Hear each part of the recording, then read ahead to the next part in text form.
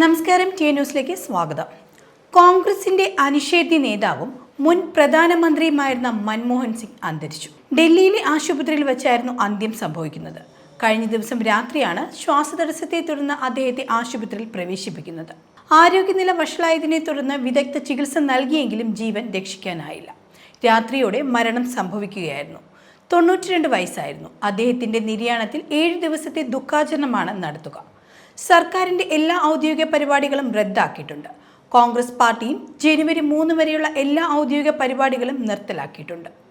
പാർലമെന്റിലും സർക്കാർ ഓഫീസുകളിലും രാഷ്ട്രപതി ഭവനിലും ദേശീയ പതാക പകുതി താഴ്ത്തിക്കെട്ടി. രാജ്യം അദ്ദേഹത്തിന് വിട നൽകുക എല്ലാ ഔദ്യോഗിക ബഹുമതികളോടും കൂടിയായിരിക്കും. 2004 മുതൽ 2014 വരെ ഇന്ത്യയുടെ പ്രധാനമന്ത്രിയായി പ്രവർത്തിച്ച ആളായിരുന്നു മൻമോഹൻ സിംഗ്. കൂടാതെ രാജ്യം കണ്ട ഏറ്റവും വലിയ സാമ്പത്തിക വിദഗ്ധനും. വിമർശനങ്ങളെ പുഞ്ചിരിയോടെ നേരിടുന്ന അദ്ദേഹം നരസിംഹറാവു മന്ത്രിസഭയിൽ ധനകാര്യമന്ത്രിയായും പ്രവർത്തിച്ചിട്ടുണ്ട്.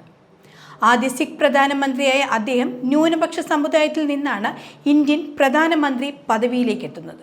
റിസർവ് ബാങ്ക് ഗവർണർ, ആസൂത്രിത കമ്മീഷൻ ഉപാധ്യക്ഷൻ എന്നീ പദവികൾ വഹിച്ച അദ്ദേഹം രാജ്യസഭയിലും പ്രതിപക്ഷ നേതാവായും പ്രവർത്തിച്ചിട്ടുണ്ട്. സാമ്പത്തിക ശാസ്ത്രത്തിൽ ബിരുദവും ബിരുദാനന്തര ബിരുദവും നേടിയ അദ്ദേഹം കേംബ്രിഡ്ജിലാണ് ഉപരിപഠനം നടത്തിയത്. അധ്യാപകനായി ജോലിയിൽ കയറിയ അദ്ദേഹം 1966 UN-ന്റെ ഭാഗമായി.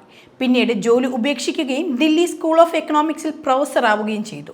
ചന്ദ്രശേഖർ സർക്കാരിൽ പ്രധാനമന്ത്രിയുടെ സാമ്പത്തിക ഉപദേഷ്ടാവായും പ്രവർത്തിച്ചു. പിന്നീട് UGC ചെയർമാൻ സ്ഥാനവും വഹിച്ചു. കോൺഗ്രസ് അധികാരത്തിലെത്തിയപ്പോൾ നരസിംഹറാവു ആണ് അദ്ദേഹത്തെ ധനമന്ത്രിയാവാൻ ക്ഷണിച്ചത്. അങ്ങനെയാണ് അദ്ദേഹം രാഷ്ട്രീയ ജീവിതത്തിലേക്ക് പ്രവേശിക്കുന്നത്. 2004 കോൺഗ്രസ് ഏറ്റവും വലിയ ഒറ്റകക്ഷിയായി മാറി. NCP, RJD, DMK എന്നീ ചെറു പാർട്ടികളെയും കൂട്ടുപിടിച്ച് കോൺഗ്രസ് UP മുന്നണി രൂപീകരിച്ചു. തുടർന്ന് സോണിയാഗാന്ധി തനിക്ക് ലഭിച്ച മന്ത്രിസ്ഥാനം നിരസിക്കുകയും പിന്നീട് അത് മൻമോഹൻ സിംഗിന് നൽകുകയുമായിരുന്നു. അങ്ങനെയാണ് അദ്ദേഹം മന്ത്രിസ്ഥാനത്തേക്ക് എത്തുന്നത്. 2014 വരെയാണ് അദ്ദേഹം അധികാരത്തിൽ തുടർന്നത്. രാജ്യസഭാ അംഗമായി പ്രവർത്തിച്ച അദ്ദേഹം ഇക്കഴിഞ്ഞ ഏപ്രിലാണ് അംഗത്വം ഒഴിയുന്നത്.